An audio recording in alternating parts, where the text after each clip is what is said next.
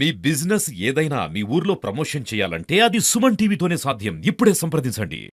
వాళ్ళే రైతులని చెప్పి మధ్యవర్తులనే పెట్టుబడిదారులనే బ్రోకర్లనే రైతులని చెప్పి తమిళనాడు రాజస్థాన్ గుజరాత్ వాళ్ళని కూడా తెలంగాణ పత్తి రైతులని చెప్పి ధృవీకరించిందే తెలంగాణ రాష్ట్ర ప్రభుత్వం కాబట్టి దానికి బాధ్యత సంపూర్ణంగా ఈ రాష్ట్ర ప్రభుత్వం వహించాలని చెప్పి బీఆర్ఎస్ పార్టీ డిమాండ్ చేస్తా ఉన్నది. ఇది రెండో కుంభకోణం ఈ మధ్యలో. ఇక నిన్న మళ్ళొకటి జరిగింది ఇవాళ వెలుగులోకి. మొన్న ఉత్తమ్ కుమార్ రెడ్డి గారు వరంగల్కి వచ్చిండు పొంగులేటి శ్రీనివాసరెడ్డి గారితో కలిసి. గాలిలో మంత్రులు, గాలి మాటలు, చేతివాటం, పత్తా లేకుండా పరార్. ఇది కాంగ్రెస్ విధానం, ఈ ప్రభుత్వ విధానం. మొన్న గాల్లో వచ్చిళ్ళు, చాపర్ల దిగిళ్ళు, ఏసీల రివ్యూ పెట్టుకున్నారు, అర్ధరాత్రి తెలంగాణ కడపిండ పోసిళ్ళు, పత్తా లేకుండా పారిపోయిళ్ళు. ఆ రోజు ఏం మాట్లాడిండు ఉత్తమ్ కుమార్ రెడ్డి గారు? ఇక్కడ మొత్తం ధాన్యం కొనుగోలు బ్రహ్మాండంగా జరుగుతున్నాయి, ఏ లోటు లేదు, బ్రహ్మాండంగా ఈ యాసంగి సీజన్ సంబంధించి మరి రైతుల కొనుగోలు బ్రహ్మాండంగా జరుగుతున్నాయి ధాన్యం సంబంధించి చెప్పిండ్రు. ఇవాళ ఏమైంది? మ్యాచర్ మిషన్, తేమ శాతాన్ని లెక్కించే మిషన్లు, అదేవిధంగా మరి వేయింగ్ మిషన్లు, కాంటా వేసే మిషన్లు, దాంతోపాటు టార్పాలిన్ షీట్స్, దానికి సంబంధించినటువంటి మరి ఇతర గ్రేడింగ్ మిషన్లు, వీటికి సంబంధించి నిన్న తెలంగాణ ఆగ్రోస్ కార్పొరేషన్ టెండర్లు పిలిచింది. సివిల్ సప్లైస్ డిపార్ట్మెంట్ యొక్క రిక్వెస్ట్ మేరకు, రిక్వైర్మెంట్ వారు అడిగినటువంటి దానికి. తెలంగాణ ఆగ్రోస్ అంటే తెలంగాణ రాష్ట్ర వ్యవసాయ కార్పొరేషన్, అగ్రికల్చర్ కార్పొరేషన్ వారు టెండర్లు పిలిచింది నిన్న. కాంగ్రెస్ పార్టీ చెందినటువంటి ఒక నాయకుడు, ఆయన అంత కాసల వేటే, వారి పేరు యాదున్నట్టున్నది, వారు కమిషన్ లేకుండా ఏది కూడా అక్కడ టెండర్ అయ్యే పరిస్థితి లేదు. నిన్న 3 గంటలకు టెండర్ అయింది, 3 గంటలకే టెండర్ ముగించబడాలి. 3 గంటలకు ముగించబడాల్సినటువంటి టెండర్ సంబంధించి వాళ్ళు 3:30కు కాంగ్రెస్ పార్టీ చెందినటువంటి, పంజాబ్ చెందినటువంటి ఒక బడా నాయకుని యొక్క మ్యానుఫ్యాక్చర్ కంపెనీ సంబంధించినటువంటి టెండర్ షెడ్యూల్ను 3 గంటలకు టెండర్లు ముగించిన తర్వాత బాక్స్ క్లోజ్ చేసి సీజ్ చేసిండ్రు. సీజ్ చేసిన తర్వాత 3:30కు ఆ షెడ్యూల్ను తీసుకొచ్చి, కాంగ్రెస్ పార్టీ నాయకుల కనసాగల మేరకు వచ్చినటువంటి షెడ్యూల్ను తీసుకొచ్చి 60 కోట్ల రూపాయల ఈ యాంత్రీకరణ సంబంధించినటువంటి రైతుల కొనుగోలుకు సపోర్టుగా ఉండేటువంటి మిషనరీ ఏదైతే ఉందో అన్ని రకాల మిషనరీ సంబంధించిన టెండర్ను, 60 కోట్ల రూపాయల టెండర్ను, అందులో 25% ఎక్సెస్ వచ్చేటువంటి విధంగా షెడ్యూల్ నిన్న దాఖలు చేసిళ్ళు. 3 గంటల 36 నిమిషాలకు మళ్లీ బాక్స్ రీఓపెన్ చేసి దీనికి సంబంధించినటువంటి వీడియోలు, దీనికి సంబంధించిన క్లిప్పింగ్స్, దీనికి సంబంధించిన ఫోటోలు, ఏ టైంకు బాక్స్ సీజ్ చేసిళ్ళు, మళ్ళీ ఏ టైంకు బాక్స్ రీఓపెన్ చేసిళ్ళు, మళ్ళీ ఏ టైంకు కొత్త షెడ్యూల్లను తీసుకొచ్చి బాక్స్లో వేసి సీజ్ చేసిల్లో, ఆ వీడియోస్ అన్ని కూడా ఇవాళ బీఆర్ఎస్ పార్టీ దగ్గర ఉన్నాయి. అంటే ఇది కూడా రైతు దోపిడే.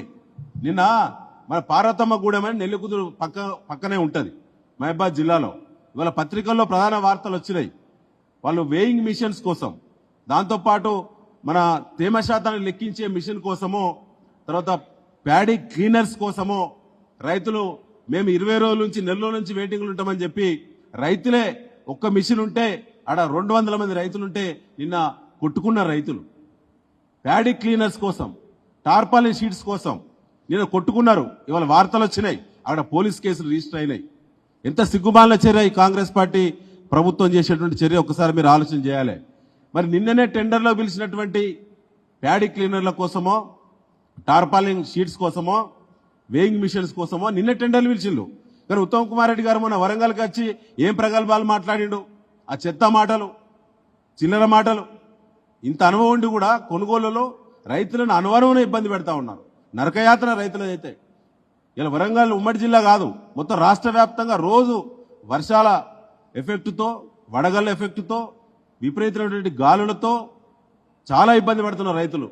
ధాన్యం మొత్తం కొట్టుకపోతుంది, ఎక్కడ ధాన్యం ఆరబోసినా కూడా. ఇప్పుడు మాత్రం వాటికి సంబంధించిన టెండర్లు ఇప్పుడు పిలుస్తూ ఉన్నారు. కొనుగోలు చివరి దశకు వచ్చినాయి. దానికి సంబంధించినటువంటి సపోర్టింగ్ మిషనరీ టెండర్లు నిన్న అవుతాయి. అందులో కుంభకోణం జరుగుతుంది. మళ్ళా ఆ టెండర్లు మళ్ళా వాయిదా పడతాయి. ఇదేం పాలన?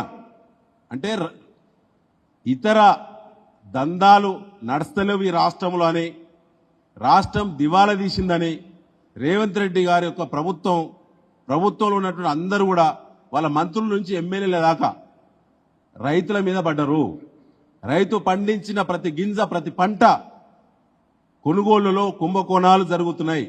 ఇది చరిత్రలో ఎప్పుడు రైతు దోపిడీ, ఇంత నిలువు దోపిడీ ఎప్పుడు ఎన్నడూ ఇంత చిల్లరగా గతంలో ఏ ప్రభుత్వాలు, గతంలో కాంగ్రెస్ ప్రభుత్వం కూడా ఉండే, తెలుగుదేశం ప్రభుత్వం ఉండే, ఎక్కడ కూడా ఇంత చిల్లరగా జరగలేదు. ఇవాళ ప్యాడీ ప్రొక్యూర్మెంట్ సంబంధించి ఇతర ఆంధ్రప్రదేశ్ బార్డర్ నుంచి కానీ, ఛత్తీస్గఢ్ బార్డర్ నుంచి కానీ, మహారాష్ట్ర గుజరాత్ బార్డర్ నుంచి కానీ ఇక్కడ ఎంఎస్పి పోగా 500 రూపాయల బోనస్ ఇస్తామని చెప్పి మాటలు మాట్లాడారు. ఇప్పటివరకు పైసా బోనస్ ఇవ్వలేదు రైతులకు. ఈ సీజన్లో 536 కోట్ల బోనస్ ఇవ్వాలి అసెస్మెంట్ రిపోర్టును అనుసరిస్తే, పైసా ఇవ్వలేదు. కానీ ప్రగల్భాలు ఎక్కువ.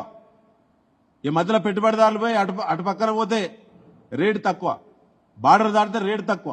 ఆ ధాన్యాన్ని తెచ్చి కూడా బ్రోకర్లు ఇవాళ ఇక్కడ బోనస్ మరి దృష్టిలో పెట్టుకొని ఇక్కడ కాంటాలు పెట్టుకునే పరిస్థితి జరుగుతూ ఉన్నది. లారీలు దొరుకుతా ఉన్నాయి. దానివల్ల తెలంగాణలో నిజమైనటువంటి రైతులకు అన్యాయం జరుగుతూ ఉన్నది. ఈ రకంగా ఎక్కడ అవకాశం వదిలిపెట్టకుండా కాంగ్రెస్ పార్టీ ప్రత్యక్షంగా అధికార పార్టీ ప్రతి ఎమ్మెల్యే ఇన్వాల్వ్ అవుతున్నాడు రైతులకు సంబంధించిన పంటల కొనుగోళ్ల స్కామ్లలో. ఇది బీఆర్ఎస్ పార్టీ ఆరోపణ చేస్తలేదు, సత్యం నిజం. ఒక్కడు కూడా మాట్లాడుతున్నాడు. ఇలా సీసీఐ కొనుగోలులో వరంగల్ కేంద్రంగా, హైదరాబాద్ కేంద్రంగా 3,000 కోట్ల రూపాయల దోపిడీ జరిగింది. మరి వరంగల్ అటువంటి ఎమ్మెల్యేలు కడియం శ్రీహరి గారు ఉన్నారు, చాలా అనుభవం ఉన్నది. ఎందుకో సమీక్ష చేయలేదు సీసీఐ ధరలపైన, రైతుల దుస్థితి పైన. శ్రీహరి గారు ఒక్కరే కాదు, ఇవాళ యశస్విని రెడ్డి గారు, నాగరాజు గారు, మా మాధవరెడ్డి గారు, మన సత్యనారాయణరావు గారు, పెద్దలు సీతక్క మంత్రిగా ఉన్నారు, సురేఖ గారు మంత్రిగా ఉన్నారు, వీరందరూ కూడా ఉన్నారు కదా. మరి వీళ్ళందరూ ఎడ్కోటర్ ఎమ్మెల్యే అంటే ఆయనకు నెత్తి కత్తి తెలియదు, నాగలు తెలియదు, వలపడ దాపడ తెలియదు కాబట్టి ఆయనది లేదు. మిగతా వాళ్ళు ఎందుకు, ప్రకాష్ రెడ్డి గారు బాగా అనుభవం ఎమ్మెల్యే గారు, ఎందుకు మీ ఇన్వాల్వ్మెంట్ లేకుంటే పత్తి కుంభకోణంలో, సివిల్ సప్లై టెండర్ల కుంభకోణంలో మీ ఇన్వాల్వ్మెంట్ లేకుంటే మీరెందుకు స్పందిస్తలేరు? మీ నియోజకవర్గంలో మీకు ఓట్లు వేసినటువంటి రైతుల నిలువు దోపిడీ మీ ప్రభుత్వం చేస్తుంది కదా, మీరెందుకు స్పందిస్తలేరు? ఎన్నిసార్లు ఆరోపణ చేసినా కూడా. అంటే మీ హస్తం ఉన్నది.